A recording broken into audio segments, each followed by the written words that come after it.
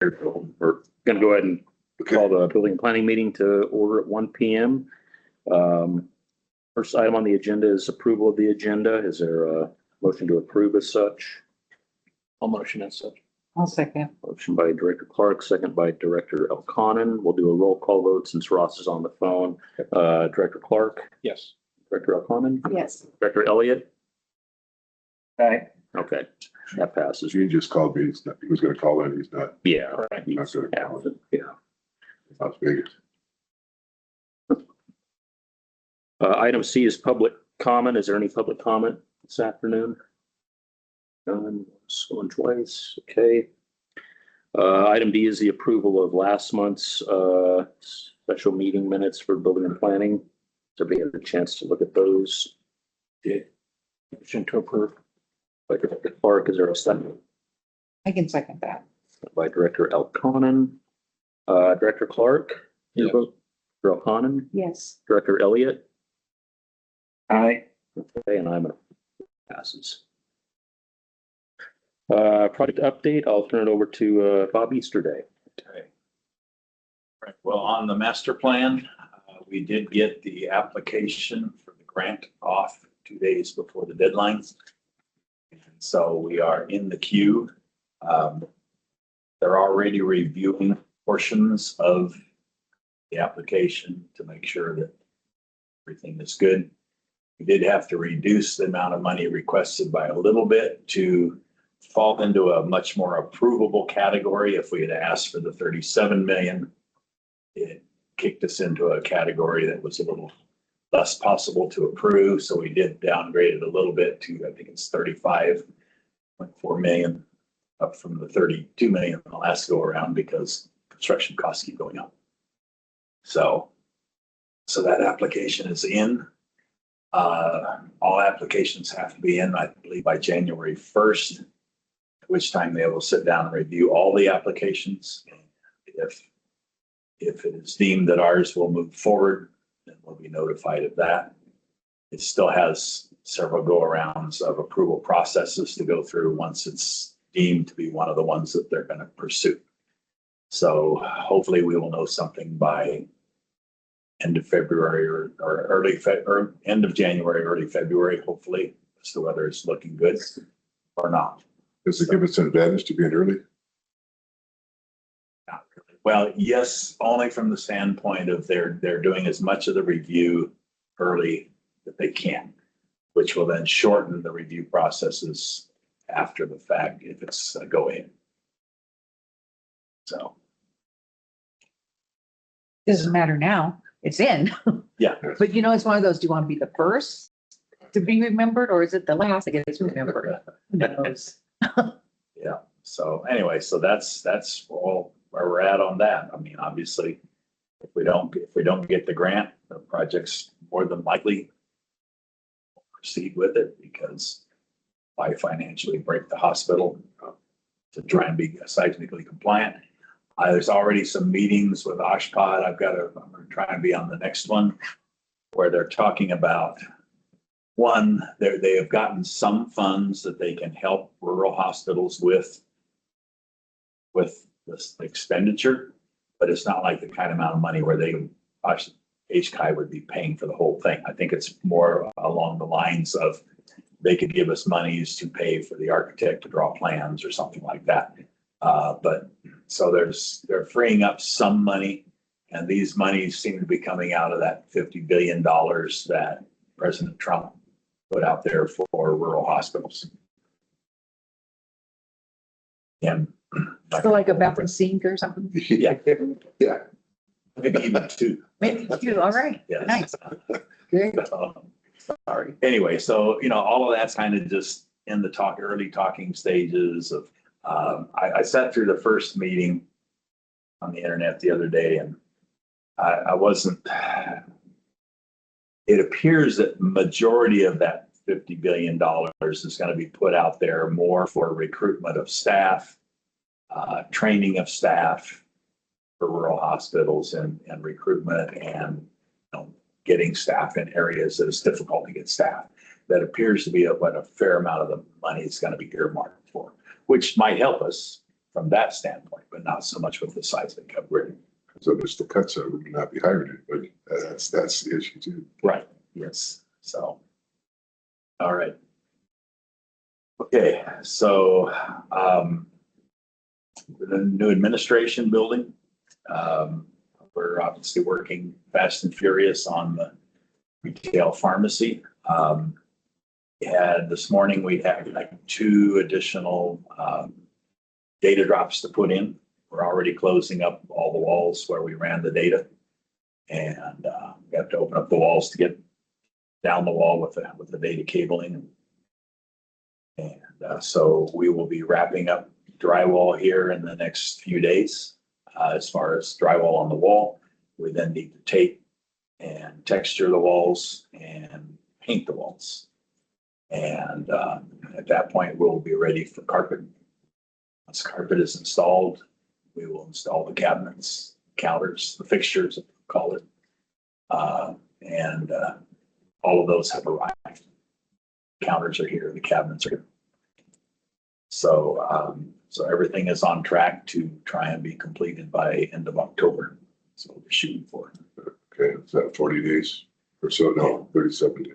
Yeah. Right. A lot of work to do between now and then. I'll be down there quite a bit, especially when we get setting cabinets. That's my background. And What's the status on medical records? I'm sorry. What's the status on medical? Medical records is, we're trying to free up time to assemble the workstations so that we can move them. That's the only thing holding you back there is the Yeah. workstation. I need a couple of, myself and a couple of guys, probably 2 days uninterrupted to assemble workstations, and we do the last little cleanup and we're then ready to move them. Just finding time. Yeah. Well, because if I do that, I stop the retail pharmacy.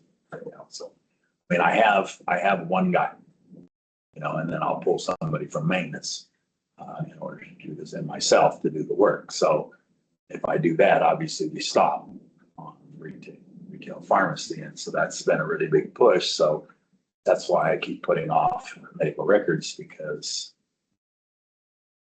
my understanding, the big push was, the highest priority push was retail pharmacy. So Contacted for pharmacy. They haven't called us back yet. Did receive an email from them, just trying to figure out the correct process. We don't have any. So, one of the inspectors is supposed to be giving me a call, but I didn't call. So it's gonna be- it's in process. I just got the application ready to go, but we're just trying to, a couple little issues that we're talking about. that we just need to work out, but we need to find out from them, because we're government owned. They need ownership. Does it include just John's information? Does it include your guys's? We want to make sure we're doing it correctly, so there's. So that's what we're shooting for, is end of October. Okay.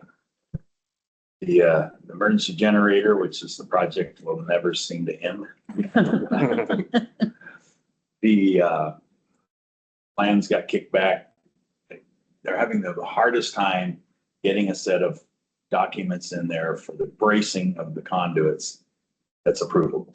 So we're still going back and forth with HCI trying to get something that can be approved so they can come in and add 2 or 3 braces, and that's the closed project. So it's just. That's it. That's all that's left. 2 or 3 That's it. breaks. Well, and they're gonna run the new power for my shop. That's when you That's tell the them last to thing. draw it for you, so you know what the hell they're doing. I'm almost volunteering to do that. It's just like, anyway. They can make mountains out of molehills. And that's what we've done on this particular one. All right, and then the NPC seismic upgrade of Dietary Surgery Central. Architect and engineers are working on the project, on the drawings. We did receive and it's related to all of this stuff, but John received this letter from HCI as a reminder about the upcoming January 1, 2026 deadline for compliance plan. So, sorry.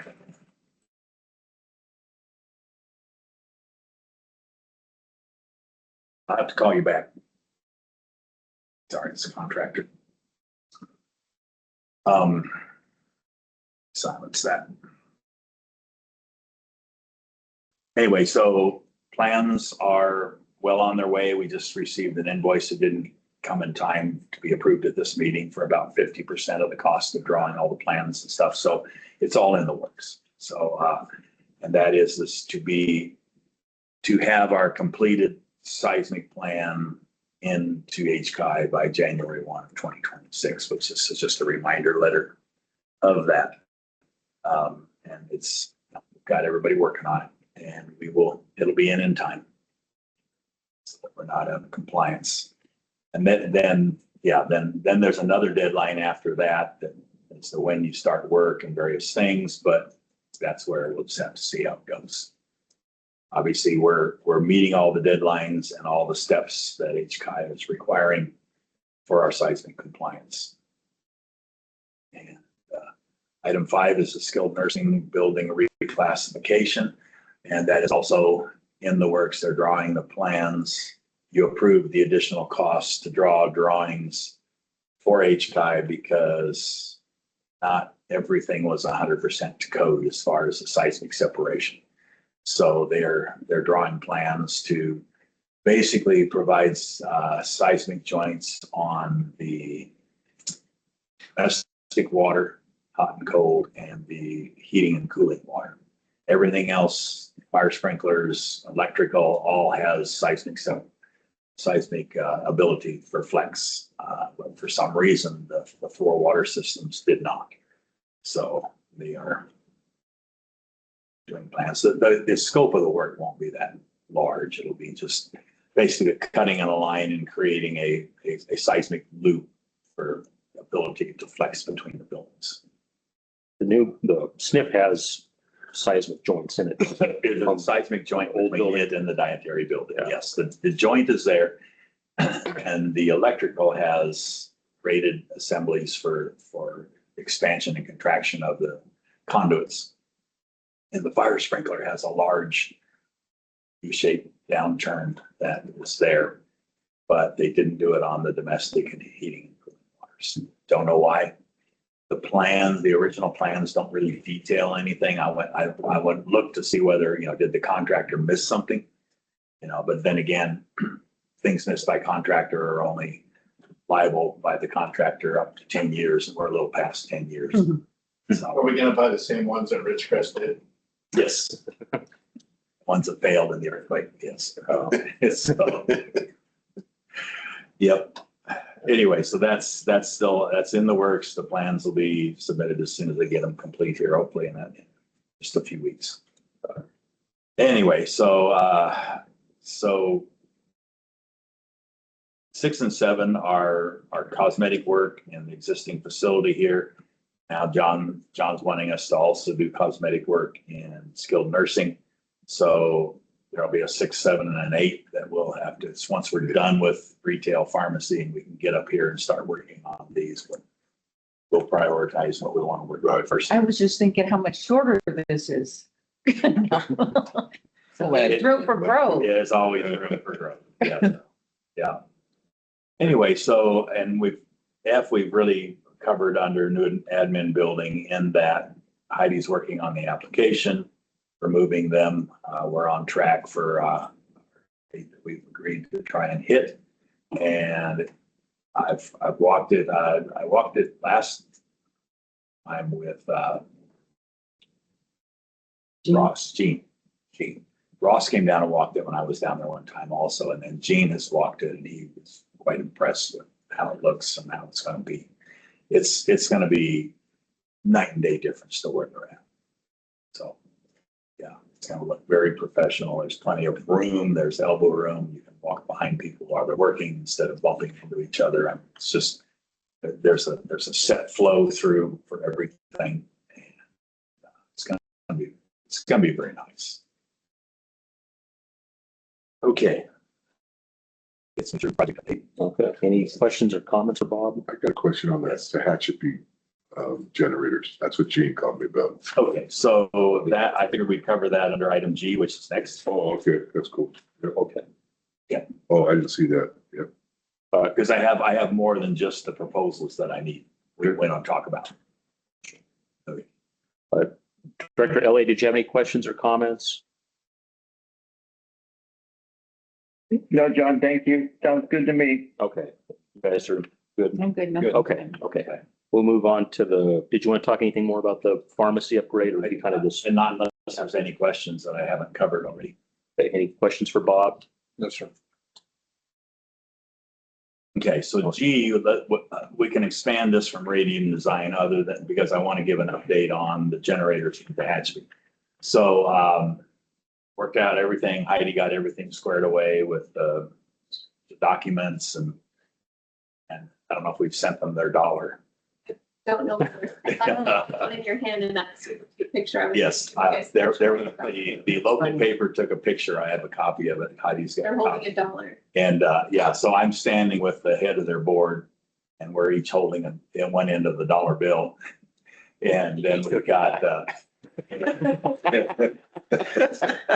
Supervisor Peters is on my right and the CEO of the hospital is on her left and then one other lady from the district. So it's a nice picture in the attached paper. They did come back and said that we can use the picture as long as it's for us, but it can't be given to our paper. That their paper said, no, it's they own the rights to the picture. Yeah. But we're welcome to use it as a, Boards. yeah, but we're welcome to use it for anything that we need as a business here. Okay. Yeah, that came through just this morning. John, that's not going to break the bank. You're good for that. That's a good So- deal. Yeah. So anyway, so That's good. I thought I would save us some money and try and pull those generators up here with my truck. I have a 1-ton dually. And I made it with one. I wasn't gonna go get the second one. It was pretty hairy. Those things are a lot heavier than you would think. They weigh 13,400 pounds. And coming over the Walker Pass, I was down to first gear, full throttle. And it was lugging the motor down on that last steep section. And I was almost afraid it was going to stall the motor. Those things are immensely heavy.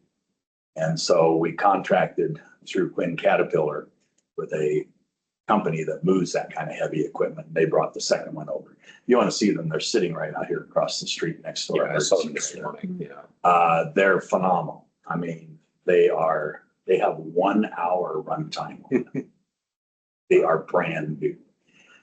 Challenge is I can't put them into service right now because the air pollution tags have expired. And if you run them, air pollution gets really persnickety. In other words, they can fine us thousands of dollars per day for every day that we have run them. So, and I've dealt with this before, not specifically for portable generators, but when the hospital I was working for got out of compliance with air pollution, and yeah, they go, well, it'll be $15,000 a day. You were out of compliance for 2 weeks. So here is your invoice for what you owe us. So obviously we're not going to run them right now. Monica and I have been working on the applications for air pollution. I spent some time on the phone with them and we're going to skip one step because now they're currently licensed as portables, but they're going to be assigned to addresses. So instead of relicensing them as portables, just to turn around and have to relicense them again as stationaries, because you can only have a portable in one location for less than 390 days. If you exceed 1 year, you have to do it as a permanent stationary. Anyway, so we are filling out the applications to have them as stationary.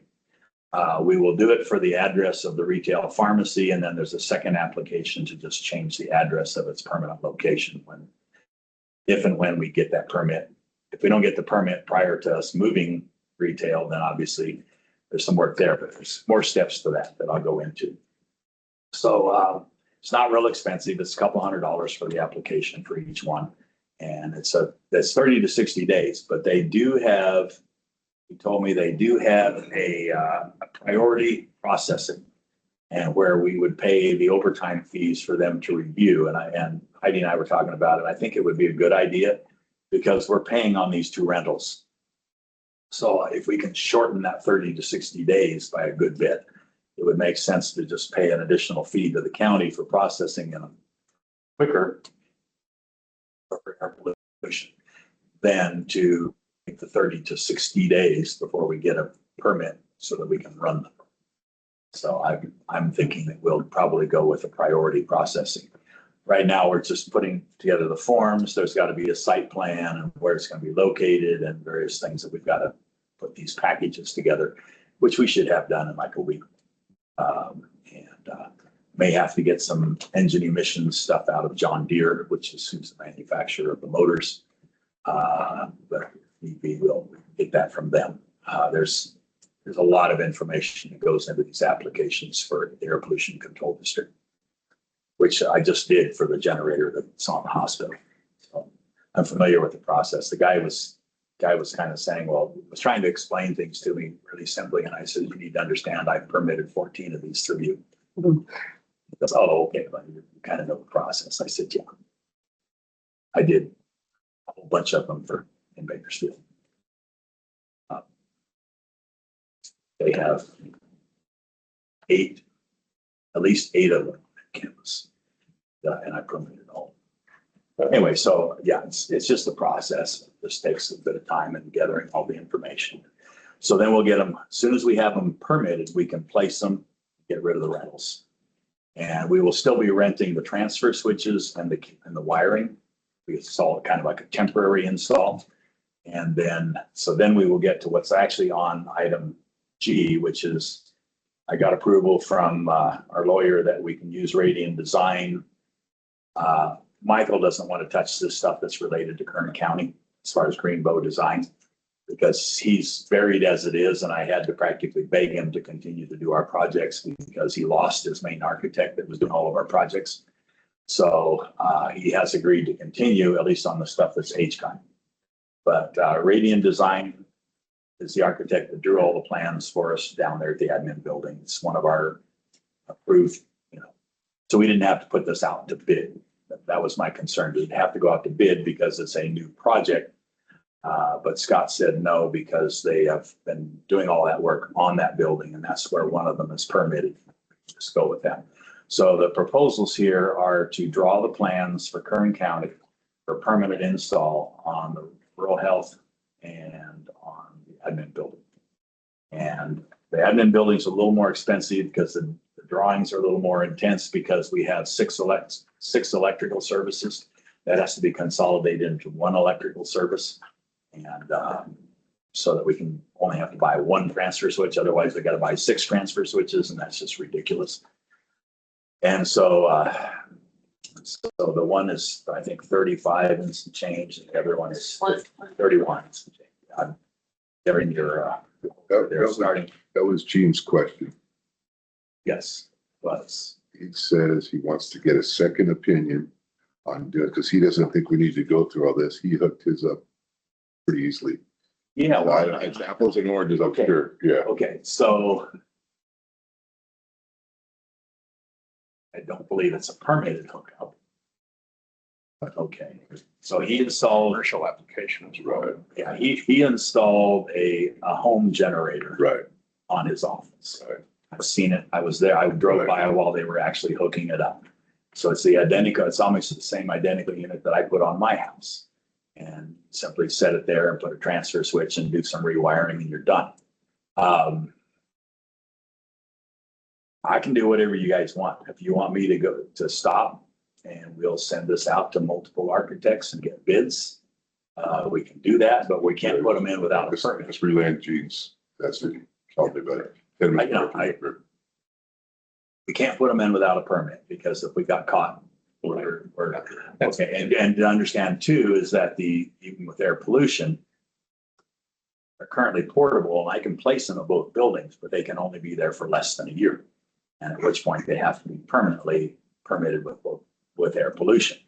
And you can get by without a county permit because it's a temporary install, which is what we have done on the 2 buildings with the 2 rentals. So I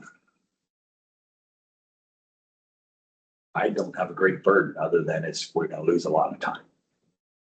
And we're gonna be paying monthly rental. Right. Well, we're gonna pay monthly rental until I can get the current permits on these 2 generators for air pollution. At that point, I can swap out generators. Generators can go back and then we just have the rental of the transfer switches. But so if you want me to get additional bids for architectural fees to submit for Kern County, we can do that. It's a matter of putting it out on the Kern Builders Exchange and giving them 30 to 60 days to respond with a quote to draw these plans. And we can then wait for that. And then we have to then approve whichever's the lowest bid. And then we can put that out, and then it's going to take them 3 months to draw the plans. And it's going to take 3 to 6 months in plan review in Kern County. And so Okay, yeah, I'm gonna go no. I'm just telling you, I'm not trying to poo-poo anything. I'll be glad to do it if that's what you guys want to do. Yeah. That's the kind of time frame we're looking. Problem getting it off the. Yeah, Right, I agree. Difficult. but that's why I got Scott's approval to just go with one of our approved architect. Right.